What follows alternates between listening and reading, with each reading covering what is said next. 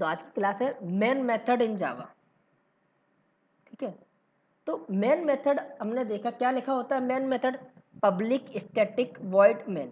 ठीक है, public static void main, हमेशा मेन मेथड को लिखते हैं public static void main string उसमें आर।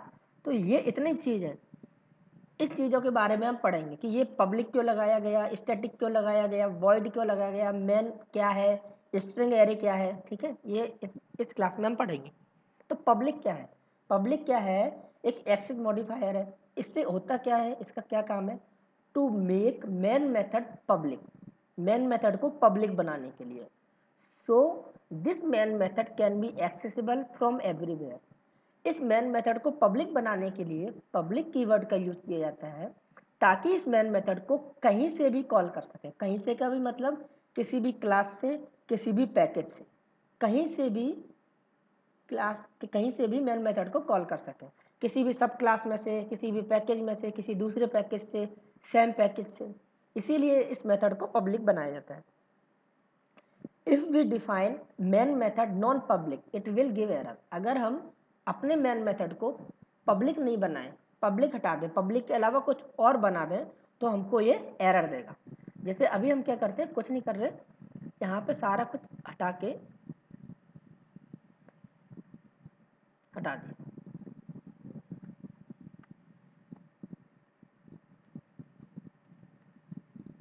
ठीक है, अब पब्लिक की जगह हम पब्लिक हटा देते हैं, पब्लिक हटा दिया, और जब इसको रन करेंगे तो हमें एरर देगा।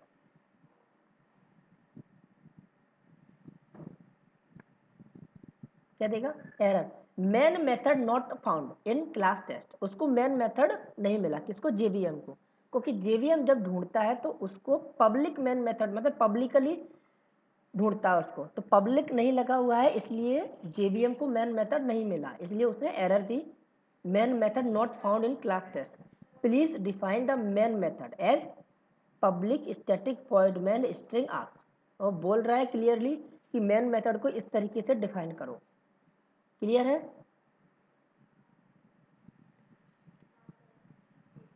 ठीक है, ये यहाँ पे एग्जाम्पल है। ठीक है, अगर हम पब्लिक नहीं लगाएंगे मेन मेथड में, पब्लिक हटा देंगे, तो हमको ये एरर आएगी। ठीक है, दूसरी चीज स्टैटिक। स्टैटिक क्यों लगाते हैं? स्टैटिक इसलिए लगाते हैं we make main method static so JVM can call main method at the class loading time. ताकि जो आपका मेन मेथड है वो क्लास लोडिंग टाइम पे ही एग्जीक्यूट हो सके। ठीक है, उसके लिए ऑब्जेक्ट क्रिएट करने की ज़रूरत नहीं पड़े, मेन मेथड को कॉल करने के लिए ऑब्जेक्ट क्रिएट करने की ज़रूरत नहीं पड़े। जब हमारी क्लास लोड हो रही हो उसी टाइम पे मेन मेथड आपका एग्जीक्यूट हो जाए, इसलिए हम मेन मेथड को स्टैटिक बनाते हैं। Let's see what happen when we remove static from main method. अगर मेन मेथड में से स्टैटिक हटा दें तो एरर आएगी। ठीक है, क्या एरर आएगी? एरर आएगी main method is not static, main method is not static. कि क्लियरली जेबीएम हमको इंस्ट्रक्शन देता है कि मेन मेथड जो है वो स्टैटिक नहीं है, नॉन स्टैटिक। ठीक है, अगर यहाँ पे मैं स्टैटिक हटा दूँ, पब्लिक तो लगा दिया मैंने बट स्टैटिक हटा दिया इस बार, और इसको रन करता हूँ, तो main method is not static in class test. ठीक है, वो वार्निंग एरर आएगी हमें कि मेन मेथड स्टैटिक नहीं है। नेक्स्ट चीज क्या है? वॉइड। वॉइड क्या होता है इसमें? वॉइड जो होता है वो मेन मेथड का रिटर्न टाइप होता है। रिटर्न का मतलब कि जो मेन मेथड है, रिटर्न हाँ, मेन मेथड जो है हमको क्या रिटर्न करेगा आफ्टर एग्जीक्यूशन, कि मेन मेथड का एग्जीक्यूट हो जाएगा, एग्जीक्यूट होने का हमको क्या रिटर्न करेगा, तो वो करेगा वॉइड। ठीक है, main method does not return anything, so the return type of main method is void. If we try to return something from the main method it will give compilation error. अगर हम कुछ return करने की कोशिश करते हैं main method में से, तो हमको ये कंपाइल टाइम एरर देगा। कैसे? जैसे हमारा मेथड है पब्लिक स्टैटिक वॉइड मेन, अगर हम इसमें से कुछ रिटर्न करने की कोशिश करें तो हमको एरर मिलेगी क्या? Incompatible type, unexpected return value, कि मेन मेथड कोई भी रिटर्न टाइप नहीं चाहता। जैसे अगर हम इस मेन मेथड में से रिटर्न कर दें कोई भी इंटीजर वैल्यू या कोई स्ट्रिंग वैल्यू कुछ भी, तो ये हमको एरर देगा। अच्छा, अगर हम एक क्वेश्चन ये आता है, अगर मेन मेथड का टाइप वॉइड की जगह इंट कर दे रिटर्न टाइप और कुछ वैल्यू रिटर्न करा दें, तो क्या हमारा प्रोग्राम रन होगा या नहीं होगा?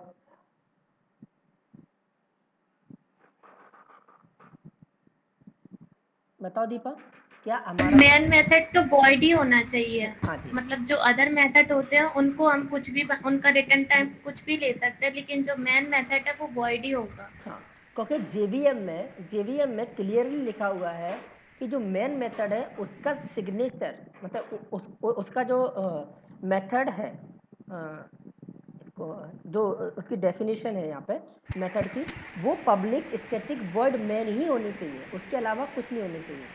ठीक है, अगर आप कुछ और करते हो, उसका उसका रिटर्न टाइप चेंज करते हो, तो ये हमको एरर देगा। ठीक है, हमको एरर देगा। अगर हम स्टैटिक भी लगा दें, हमने क्या किया है, वॉइड की जगह इंट कर दिया, हमको एरर देगा। क्या? Main method must return a value of type void in class. कह रहा है कि जो मेन मेथड है वो वॉइड टाइप की वैल्यू रिटर्न करना चाहिए। ठीक है, सिंपल बात, हम कोई भी वैल्यू रिटर्न नहीं करा सकते, इसीलिए मेन मेथड कोई वैल्यू रिटर्न नहीं करता, इसी वजह से इसका रिटर्न का टाइप वॉइड है। ठीक है, नेक्स्ट चीज क्या है, मेन क्या है? जो मेन होता है वो मेथड का नाम है, सिंपल चीज। This is the name of Java main method, it is fixed, मतलब ये फिक्स है, इसको चेंज नहीं कर सकते। And when we start a Java program, JVM search for the main method, for example if we have a class like below।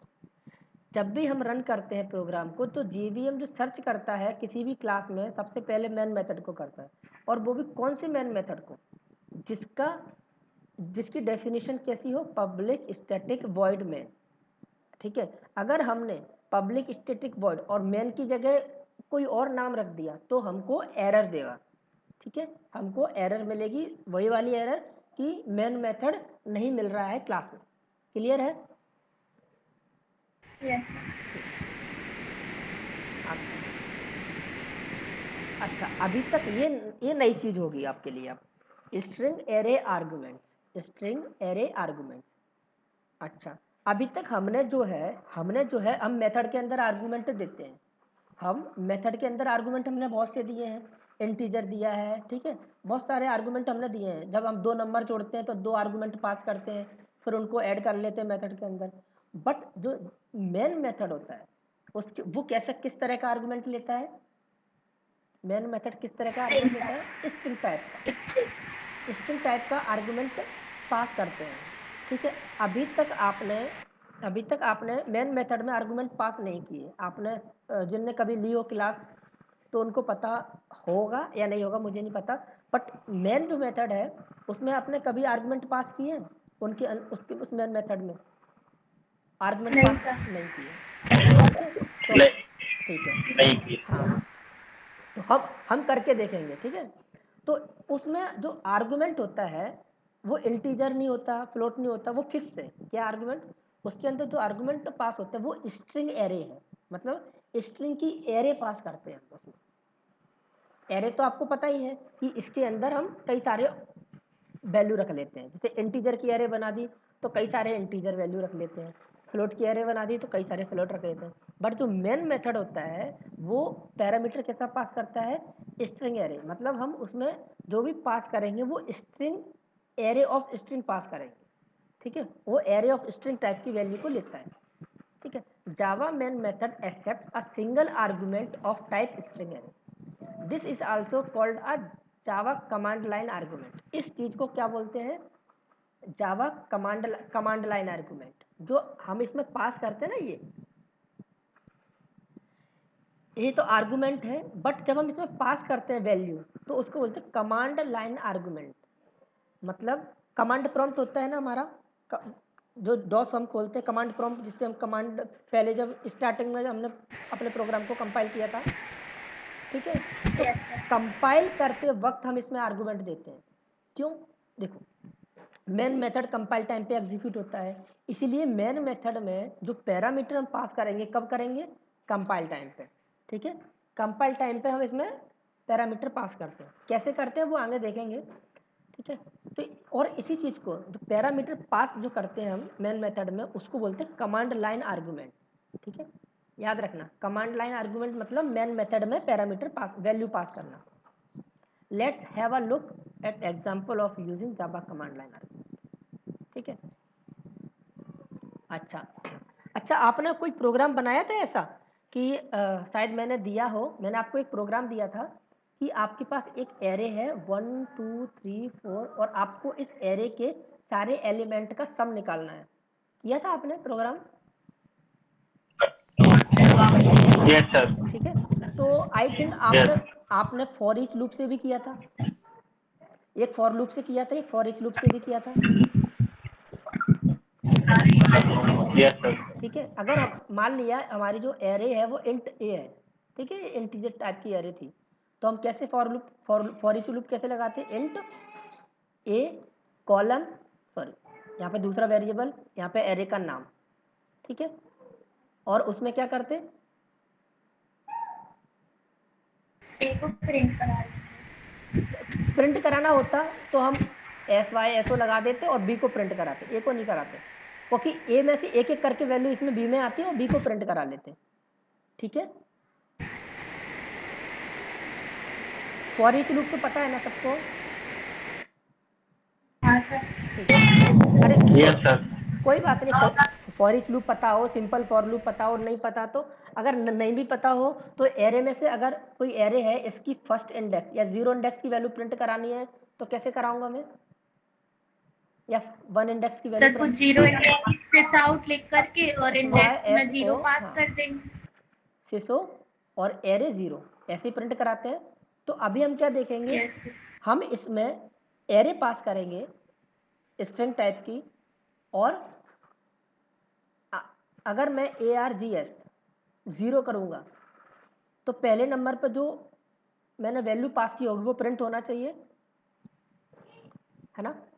Ji sir. ठीक, वो हम कैसे करेंगे। Yes sir. अब कमांड लाइन आर्गूमेंट मतलब जो जो आर्गूमेंट पास करते कैसे हैं, इक्लिप्स में कैसे करते हैं। ठीक है, जब हम वो करते हैं कमांड प्रॉम्प्ट से करते हैं तो उसका तरीका अलग होता है, जहाँ पे हम जावा सी कमांड देते हैं, जो सॉरी जावा कमांड देते हैं ना रन करने के लिए, उसी टाइम पे हम लोग आर्गूमेंट देते हैं। बट इक्लिप्स में कैसे देते हैं, इक्लिप्स में क्या करेंगे हम लोग, सिंपल सी हम लोग ये जो हमारी टेस्ट क्लास है,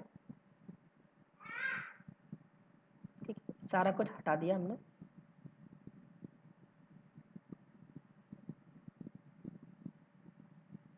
ठीक है, हम सिंपल क्या कर रहे हैं, जो एरे है, ये जो एरे है ए आर जी एस नाम की एरे है, उसके सारे जो पैरामीटर होंगे उनको प्रिंट कराते हैं फॉर ईच लूप लगा के।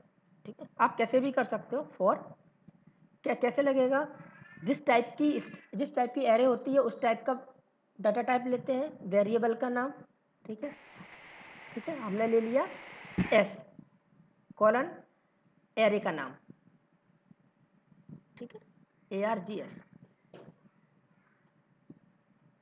S Y S O S, इससे इससे इस एरे के अंदर इस एरे के अंदर जो भी एलिमेंट होंगे वो प्रिंट हो जाएंगे। ये क्लियर है?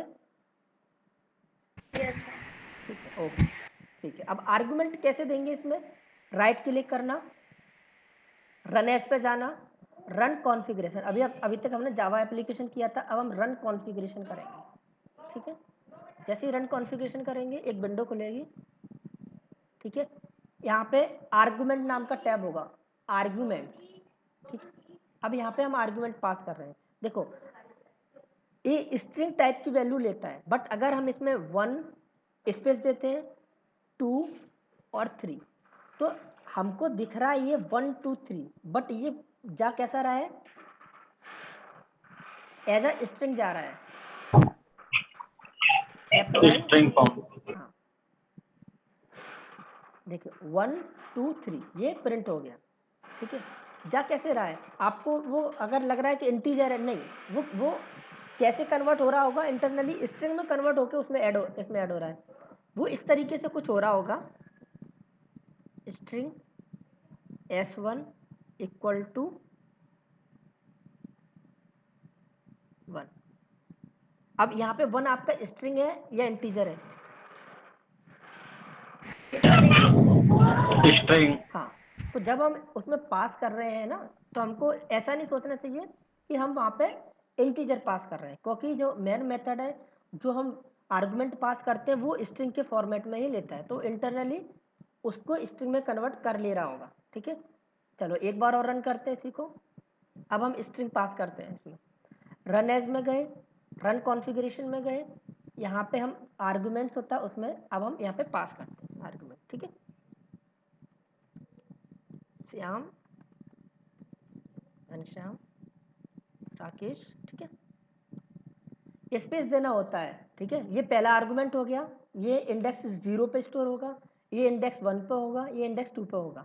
ठीक है, अप्लाई कर दो, रन कर दो। ठीक है, ये प्रिंट हो गया। ये प्रिंट कैसे हो रहा है? जो मैं वैल्यू दे रहा हूँ 3, वो इस एरे में, ठीक है, स्ट्रिंग ऑफ एरे में स्टोर हो जा रहा है और इसको मैं प्रिंट करा रहा हूँ। सिंपल सा दूसरा तरीका ये भी हो सकता है कि हम ऐसे ना करा के हम ऐसे करा लें, args 0। ठीक है, हमको पूरे एलिमेंट नहीं कराना, हमको 2 एलिमेंट प्रिंट कराना, पहला और लास्ट, 0 1 2। ठीक है,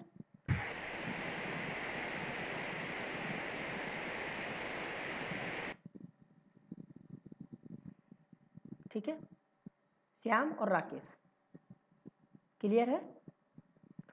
और अब हम क्या करेंगे, इसमें से इसके जो आर्गुमेंट है वो हटा देते हैं, अदरवाइज क्या वो हमेशा वो आर्गुमेंट लेता रहेगा जब भी हम इस क्लास को रन करें। सर जहाँ जो आर्गुमेंट पास किए हैं वो हार्ड हार्ड ऑब्जेक्ट में पास किए हैं क्या?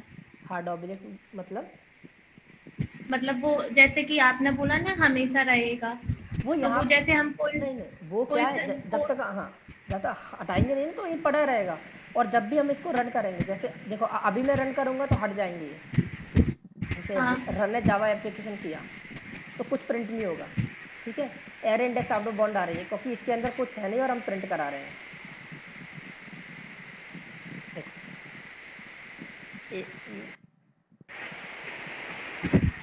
मैंने एक बार यहाँ पे दे दिया, मतलब वैल्यू वहाँ पे पड़ी है, जैसे मैंने यहाँ पे एक आर्गुमेंट दे दिया। ठीक है, अप्लाई कर दिया, रन कर दिया।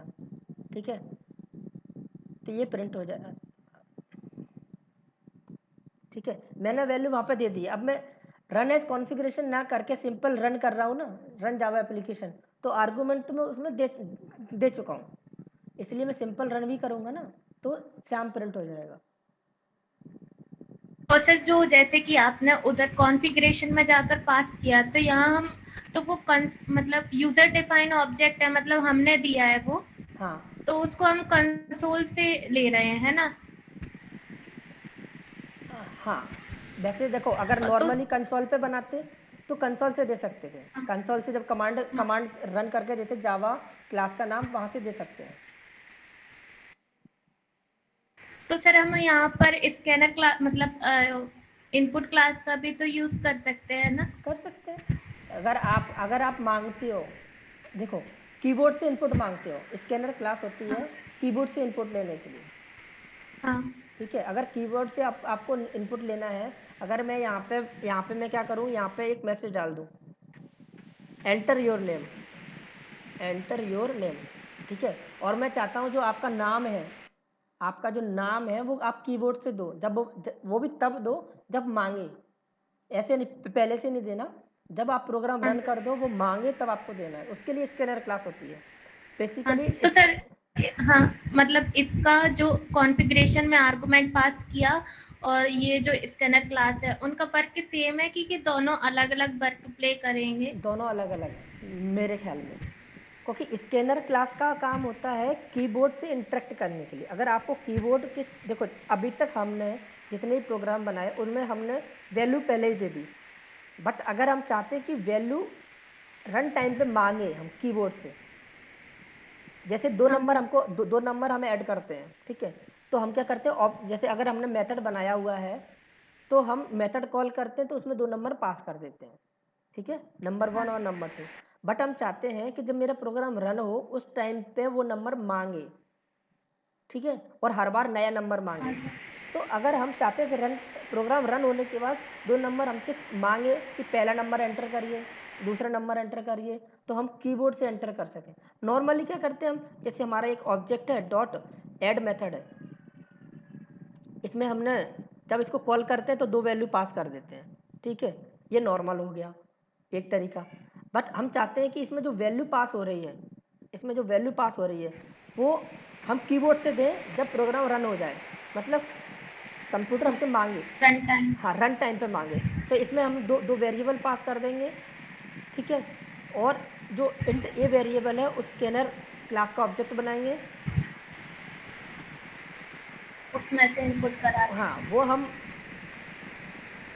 स्कैनर क्लास होती है, ठीक है। फिर आपने ये स्कैनर क्लास पढ़ाई तो है नहीं है इसमें कुछ? अरे तो अभी नहीं पढ़ाई, वो इसका जब ज़रूरत आएगी तब पढ़ाऊंगा। स्कैनर क्लास का मतलब होता है कीबोर्ड से इनपुट लेने के लिए, बस अभी कोई ऐसा उसका अभी हमारे में यूज़ नहीं है, ठीक है। वो तो दीपा पूछ रही है मैं तो इसलिए बस बता इतना रहा। सर मैं तो बस इतना पूछ रही थी कि जैसे कि स्नैक जो इनपुट क्लास का हम यूज करते हैं वो चाहे कोई सी भी हो, जैसे कि स्नैकर हुआ और फोल्डर वोल्डर होता है ना, तो जैसे कि सर हम यहाँ पर मतलब एक प्रोग्राम रन कर रहे हैं तो हम ठीक है, तो हमने देखा कि मेन मेथड में आर्गुमेंट कैसे पास करते हैं। तो कमांड प्रॉम्प्ट से रन एज पर जाते हैं, रन कॉन्फ़िगरेशन में गए और यहाँ पे आर्गुमेंट्स में हम आर्गुमेंट दे देते हैं। अभी मैं इसको हटा रहा हूँ, ठीक है, हमने सीख लिया कैसे आर्गुमेंट देते हैं, ठीक ठीक है। यहाँ पे मैंने बताया हुआ भी है कैसे आर्गुमेंट देते हैं। राइट क्लिक करो, रन एज पे जाओ, रन कॉन्फ़िगरेशन में जाओ, उसके बाद यहाँ पे आर्गुमेंट वाले टैब में आप आर्गुमेंट दे सकते हो। अच्छा, अब कि there are many ways to return main method in Java. अच्छा, यहाँ तक किसी को और कोई तो दिक्कत नहीं है, आपको क्लियर हो गया कि मेन मेथड में आर्गुमेंट कैसे पास करते हैं?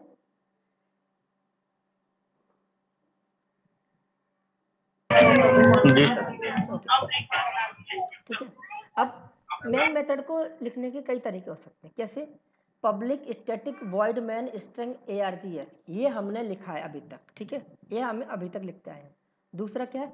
We can interchange public and static and write it as follows. हम पब्लिक को बाद में और स्टैटिक को पहले, ये भी कर सकते हैं, तब भी कोई एरर नहीं आएगी, ठीक है। हम सारा कुछ हटा रहे हैं,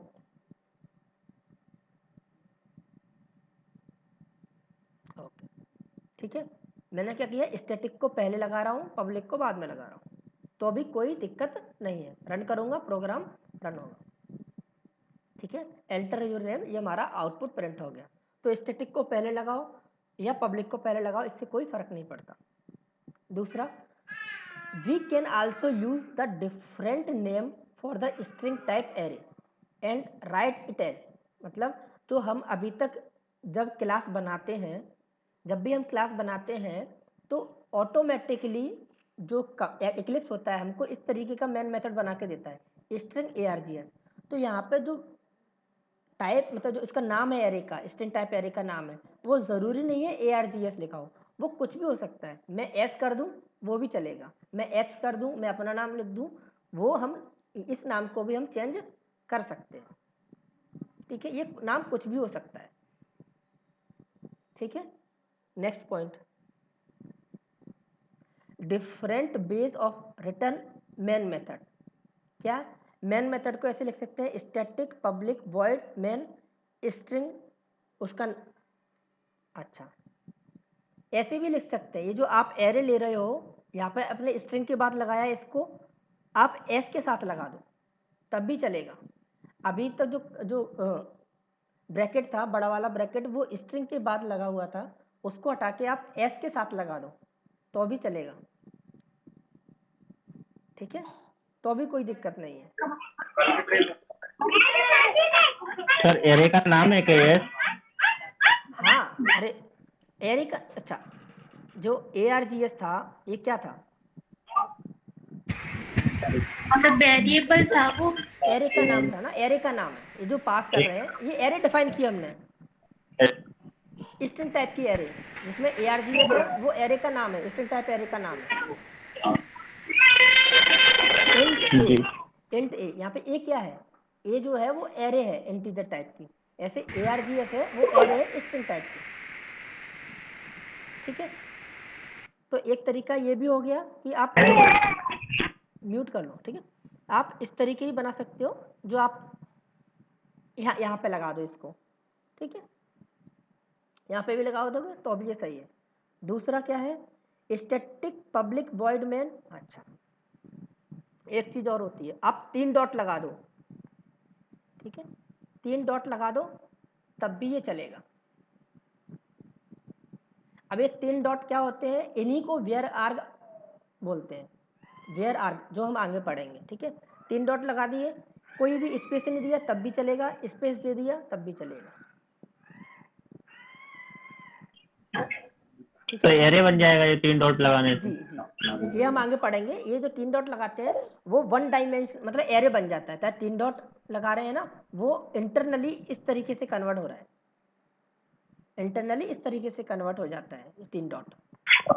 ठीक है, अब आप जी। देखिए आप, हाँ ठीक है, okay.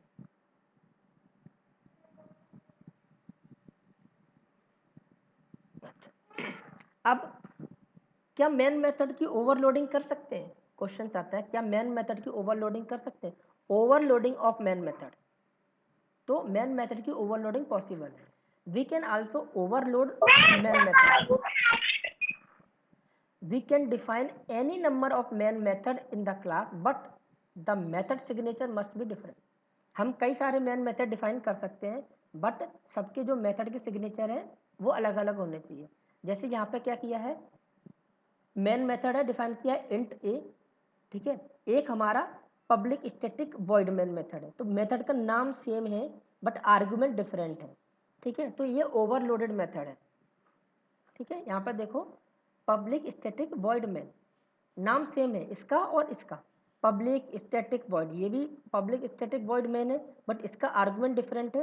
Public static void main, इसका आर्गुमेंट डिफरेंट है, बट जेवीएम हमेशा इसको ढूंढेगा, इस वाले को नहीं ढूंढेगा। ये ओवरलोडेड मेथड जरूर है बट जेवीएम इसी को ढूंढ के प्रोग्राम को स्टार्ट करेगा। ठीक है, तो ये मेरा मेथड है, मैं यहीं पे एक और मेथड बना लूँ, public static void main int a seesaw a। ठीक है, बस सिंपल सा। अब भले ही ये मेरे जो मेन मेथड है वो सेम है, नाम सेम है, बट जब जेबीएम कॉल करेगा तो इस वाले को कॉल करेगा, जेबीएम इस वाले को ढूंढेगा, इस वाले को नहीं।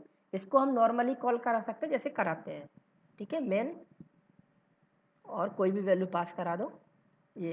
ठीक है, क्योंकि स्टैटिक मेथड है तो डायरेक्टली स्टैटिक के अंदर डायरेक्टली विदाउट क्लास नेम और विदाउट ऑब्जेक्ट के हम कॉल कर सकते हैं।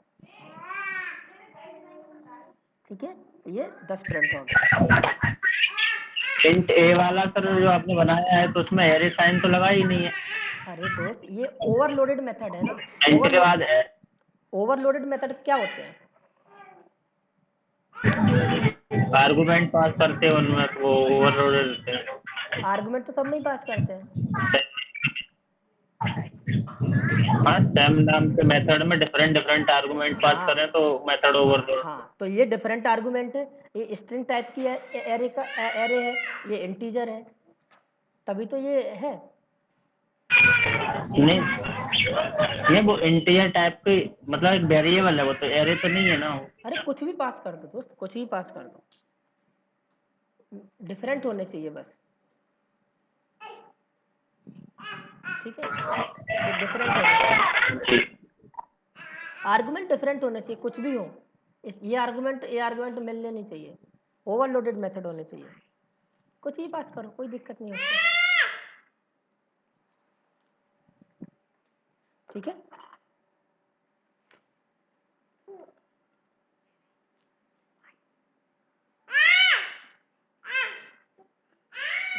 ठीक है, तो मेन मेथड में यहीं तक। कोई दिक्कत है इसमें? कोई चीज़ समझ में नहीं आई?